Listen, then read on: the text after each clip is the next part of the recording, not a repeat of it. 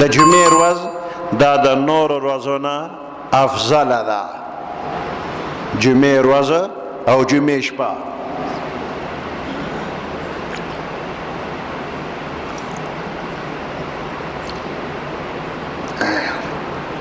لیلة القدر په قرآن شریف کې راغلی ده چې لیلة القدر خیر من الف شهر، دا د زرو میاشتو د عبادت نه افضله ده یو لیلة القدر چې دا په رمضان کې ده او په کال کې یوه شپه ده لیلة القدر.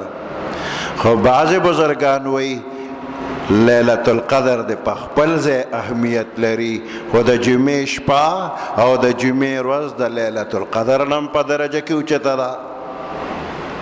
ولې لیلة القدر ښکته شوله او د جمعې شپه او د جمعې ورځ افضل شوله؟ د الله په تمام مخلوق کې محمد رسول الله صلی الله علیه وسلم د الله د تمام مخلوق نه ډیر خوښ دی او د الله د محبوب د پیدایش سلسله د شب جمعې نه شوې ده. نو چې الله پاک خپل ښکلی محبوب بنده محمد رسول الله صلی الله علیه وسلم د پیدا کولو اراده کړې ده، نو هغه د جمعې شپه ده. نو د جمعې شپه او د جمعې ورځ دا د لیلة القدر نه افضله ده. جمعه دا د مسلمانانو دپاره د اختر ورځ ده، خو موږ عام طور باندې په کال کې دوه اختره دی له ډېر اهمیت ورکوو، ځکه چې دا کال پس راځي او جمعه خو شپږ ورځې پس را روانې شپږ ورځې پس. نو د زر زر راتلو د وجې نه زموږ ذهن کې دا څه معلومیږي نه، خو بس زیارت او جمعه خالی راته یو شانتې ښکاري، خو د الله په نظر کې دا هره هفته کې اختر دی د مسلمانانو. دا د اختر ورځ ده، د جمعې ورځ د اختر ده. د دې وجې نه یوازې د جمعې په ورځ روژه نیول مکروه دي. دا د مسلمانانو د اختر ورځ ده او د اختر په ورځ روژه مناسب نه ده. که د چا عادت وي نو دې سره یو ورځ مخکې یا یو ورځ وروسته به یو ځای کې نو روژه به نیسي، زیارت او جمعه یا جمعه او خالي. د رمضان میاشت دا په دې ټول کال کې بهتره میاشت ده. د الله پاک مهرباني ده که حکم یې کړی وي چې ټول عمر به روژې نیسئ،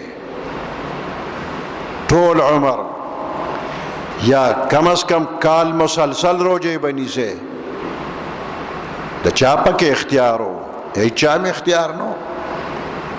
او که چا نیولی و ناغه به حکم منلی و ثواب به شوی، او که چا تبه برابر نوه طاقت نو نینی ولا شیطان دیره سنو گناهگار بو. الله بندیان د گناه نه بچ کئی، نو دا حکم یو نه که چې ټول عمر روجی و نیسا، بلکې په کال کې یو میاش مقرر کړه د رمضان. او چې رمضان یوه میاشت ونیسي نو چا چې یوه نیوکې وکړه داسې ده لکه چې لس نیکې وکړې، چې یو رمضان روژه ونیوه لکه چې لس میاشتې روژې ونیولې.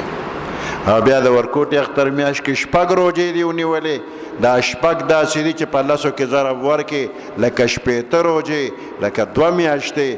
نو د یو د رمضان د میاشتې نه الله لس میاشتې جوړې کړې او د دې شپږو نه یې د دوه میاشتې جوړې کړې، نو 12 میاشتې د کال داسې دي لکه چې ټول عمر دی روژې ونیولې. عمل لږ کې ثواب په الله ډېر درکوي. نو د رمضان میاشت دا برکتي ده. دغسې د رمضان نه دا مخکینی میاشت دې ته شعبان وایي. نو د شعبان دا میاشت دا تیاری دی د رمضان دپاره، او په دې شعبان کې دا 15 تاریخ 15 شعبان په دې کې د راتلونکي کال دپاره د لوح محفوظ نه بجټ پیش کیږي. لوح محفوظ کې د هر چا نصیبه لیکل شوی ده، نو د هغې نه د راتلونکي کال دپاره یو نقل فرشتو ته حواله کړی شي. راتلونکي کال کې به فلانې فلانې پیدا کیږي.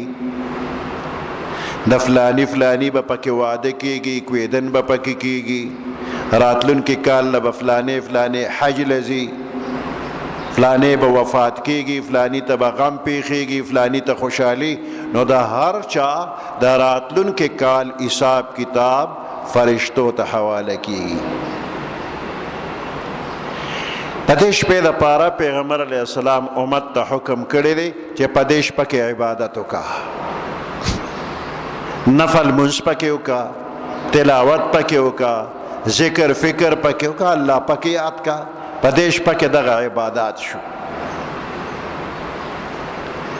او په دې ورځ باندې روژه ونیسه، 15 شعبان په دې باندې روژه ونیسه. او د خپلو مردگانو د ثواب د پاره که الله وس در کړي نو څه وکړه، که تلاوت کې ثواب یې بخې دام ښه ده، که څه ذکر فکر کې او ثواب خپلو مردگانو ته بخې دام ټیک شوله، که نفل منځ کې نو هم، که خیر خیرات کې هم، که نقد چاله سور کې هم، دا ټول د سنت طریقې مطابق دي. البته د ځانه تخصیص بنه کې چې خامخا کیر به پخوما، وروجې به پخوما، حلوا به پخوما، دا تخصیص پکې نشته. او الله وس درکړی چې څه کې هغه وکړه. نور رسمونه رواجونه دا پکې مه کوه.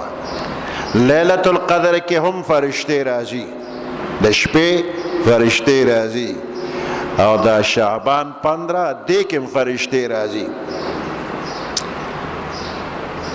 خو د ملک خو هندوان ډېر تیر شو، ډېره زمانه د هندوانو حکومت هم تیر شوی، نو دا هندوان د دې مسلمانانو سره جوړ خو نو دوی به په دې شپه باندې دا چورچورې الوزولې، دا اور بصیري لمبې به کېدې او داسې په بره به روانو.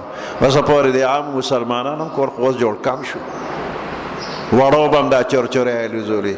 دې چورچورې کې څه چلو، دې کې د اور لمبې وې، نو دا به هندوانو دې دپاره کول چې د مسلمانانو د خوش قسمتۍ دپاره فرشتې راځي، نو د اور لمبه پې وروډمه. نو ستا د اور لمبه په فرشته لګي نه، خو ځان به پې خراب کې. ابراهیم علیه السلام د پاره نمرود او نمرودیانو خشاک را جمع کړو، اور یې ورته بل کړو، او په دغه اور کې ابراهیم علیه السلام سوځو. خو دغه اور کې الله ابراهیم علیه السلام بچ کړی دی، چې الله یې بچ کوي نو څوک یې سوځولی نشي.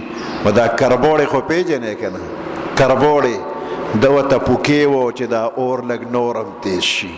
نو د کربوړي په پوکي به څه اور تیز شي، خو خپل ځان یې خراب کو. نو حدیث مبارک کې راغلی دی چې کربوړی چا ولید نو مړی کې، که چا په ړومبي ګزار مړ که نو دونه ثواب دی، او که چا په دومره په دویم ګزار مړ که نو دونه ثواب، او که چا په دریم ګزار مړ که نو دونه ثواب. نو د مسلمان ګزار ته ځان جوړ کړی دی، پوکي یې والی دی. چېرته 4000 کاله مخکې یو کربوړي پوکي والی دی، او ټول نسل یې ازاري شو. د کربوړي په پوکي باندې اور تیز نشو، هغه تیز اور خو هم الله ګل و ګلزار که ورته.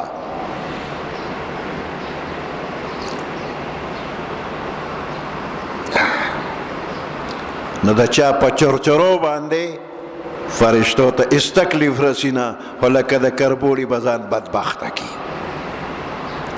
دا اسراف هم دی، پیسې هسې الوزول دي.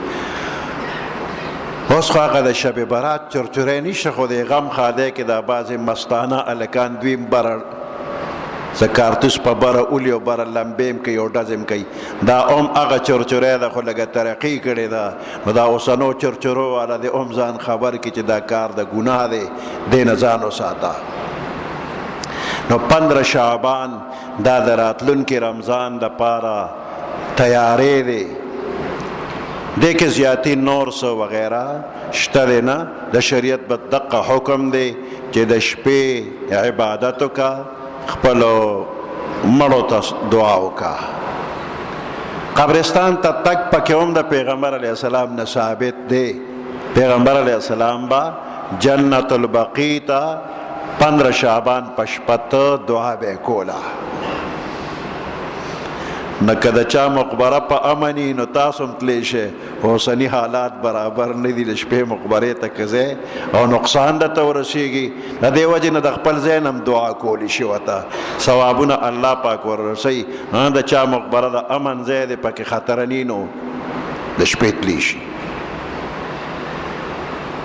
نو د دې مبارکو اوقاتو هغه برکتونه د شریعت مطابق الله دې هر چاته نصیب کی او خلاف شرع کارونه رسمونه رواجونه وغیره د دې نه الله ټول مسلمانان بچ کی سبحان ربک رب العزة عما یصفون وسلام علی المرسلین والحمد لله رب العالمین